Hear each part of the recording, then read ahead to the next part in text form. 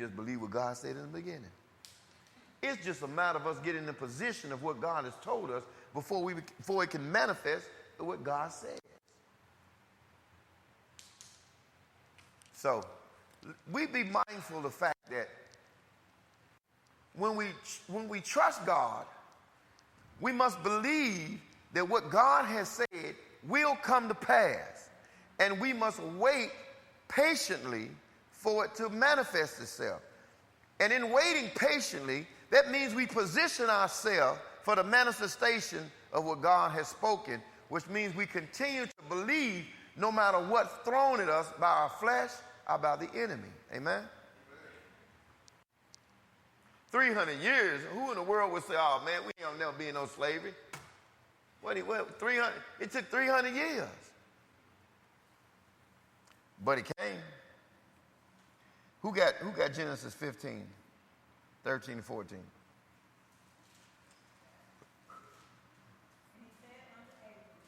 Wait a minute.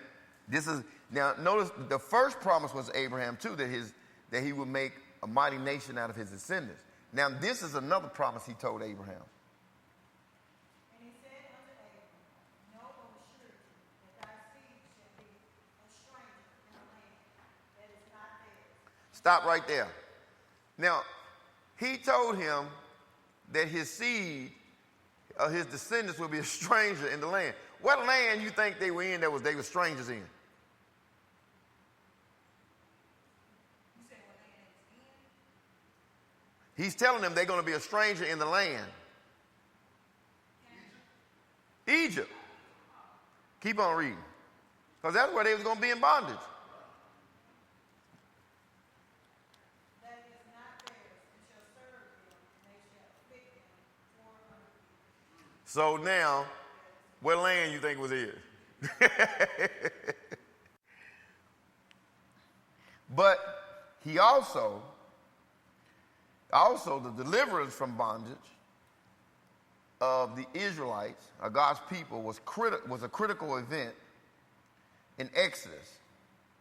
And it was most significant because it was of a miracle in their history. You think about all of the miracles that God performed for them while they were in bondage. They grew massively. That's why that's why Pharaoh and them got scared. The Egyptians they outnumbered them. God's people still were being blessed, even in bondage.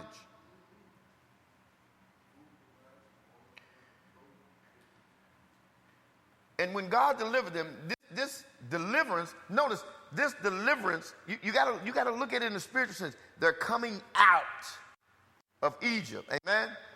Keep that in mind. They're coming out of Egypt. So this is serving as a type of sinner's redemption. They're coming out of a hellhole. They're coming out of a sinful place. It's like a sinner's redemption from the bondage of sin. This is another deliverance of God's people. Moses was sanctioned by God. Notice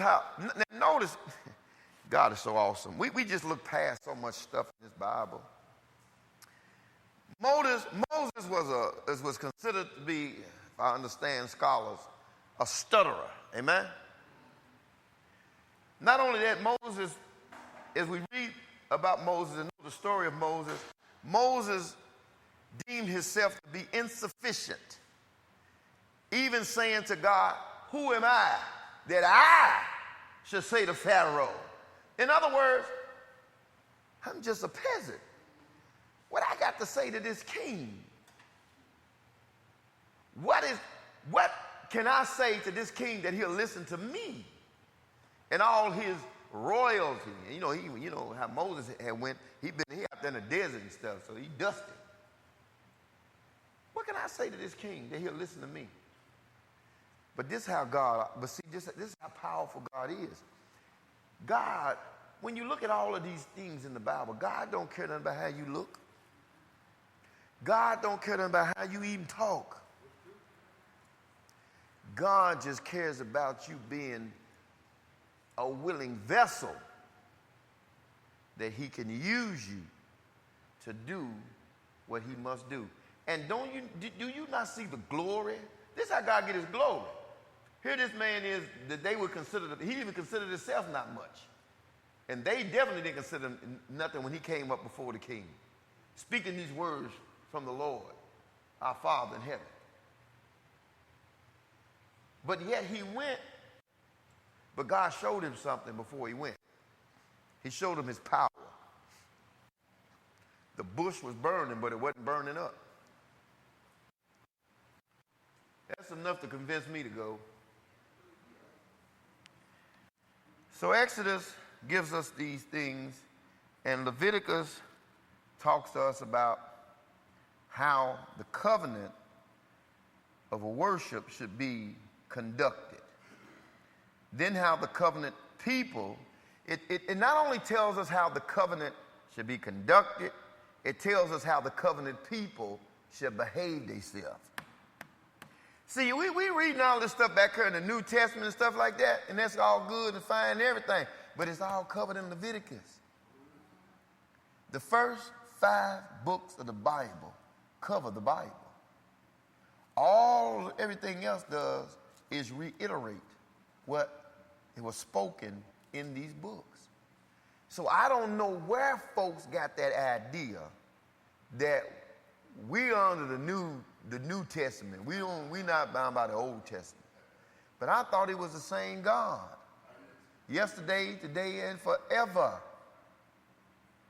So the Old Testament tells us thou shalt not kill, but so we just look over that now, right? Don't serve any other gods outside we love our neighbors. We don't have to look at that stuff no more, right? Because it was in the Old Testament.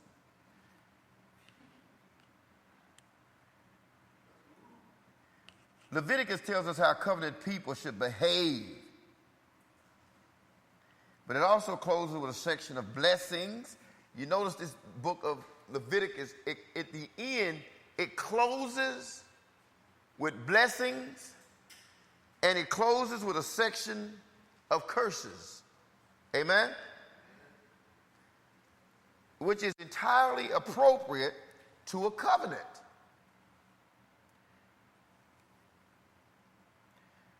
But the concept of holiness is the motto of Leviticus. Somebody get Leviticus 11 and 44.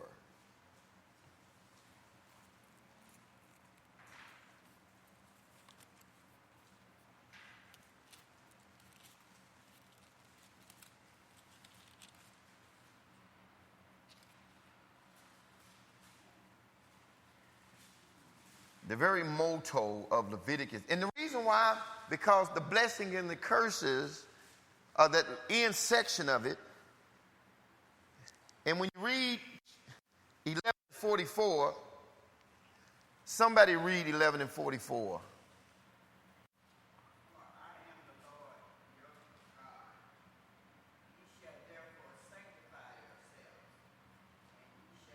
Stop. That's the motto. That's the motto of Leviticus. What's that last part you said?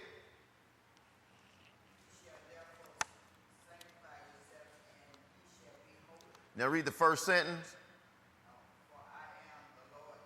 That's the reason why. You should sanctify yourselves and be holy. Why? Because I am the Lord your God. And since I'm holy, therefore, you too shall be holy. Read the rest of it. That's the part I wanted you to really stop at. You shall be holy, for I am holy. So, a holy God only accepts a sanctified people. Why? We ain't really got this. See, we done had our ancestors live on this earth so long, and then here we come behind them, and The understanding has got watered down. God says he wants us to be sanctified. What does sanctify mean? Say it loud. You ain't got with me. Set yourself apart for what? Set yourself. Now listen to that.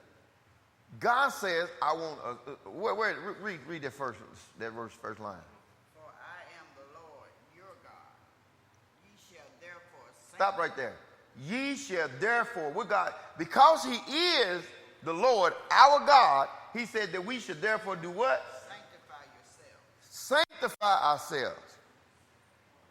He said, I am the Lord your God, which means he's our God, and therefore he said we ought to sanctify ourselves. So what is he saying?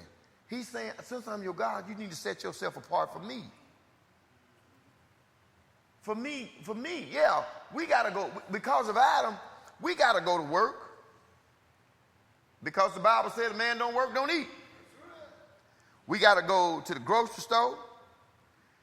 Some of us might even go to a ball game. Some of us may even go to the furniture store.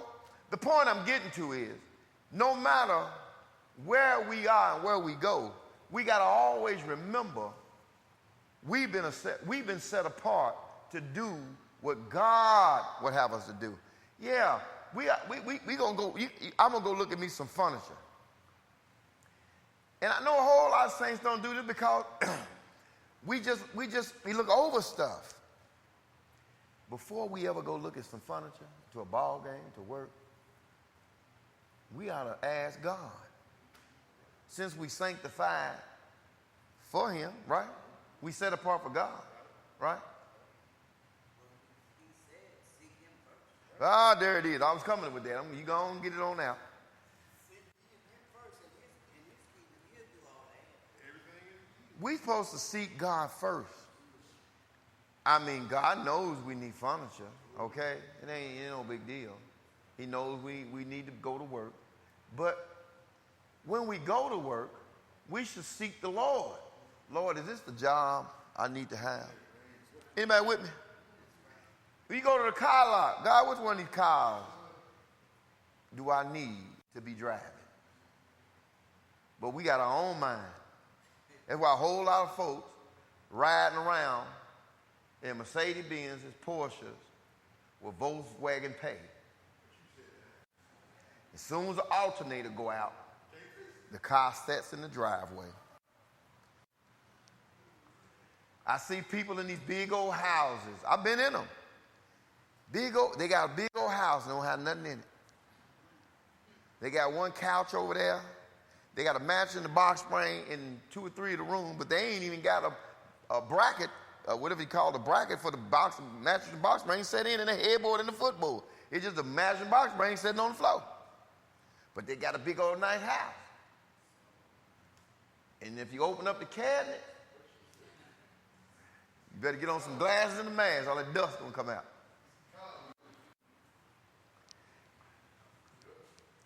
This comes from not seeking the Lord first. This, as the people of God, we should always seek God for all of our decision making. Always seek his counsel. Where's my reader that was reading this? Read the rest of it. Who was reading that? Okay, go ahead. Neither shall ye defile yourselves with any matter of creeping thing that creepeth upon the earth. It speaks for itself, don't it? This,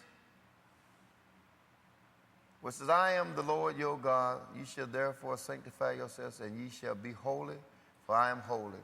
You know this occurs in the Bible 152 times. You think God you believe God's trying to make a point if he said it 152 times? This occurs 152 times in the book of Leviticus all by itself.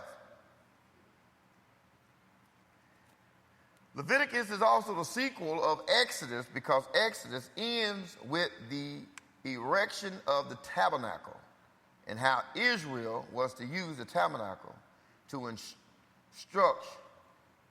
instruction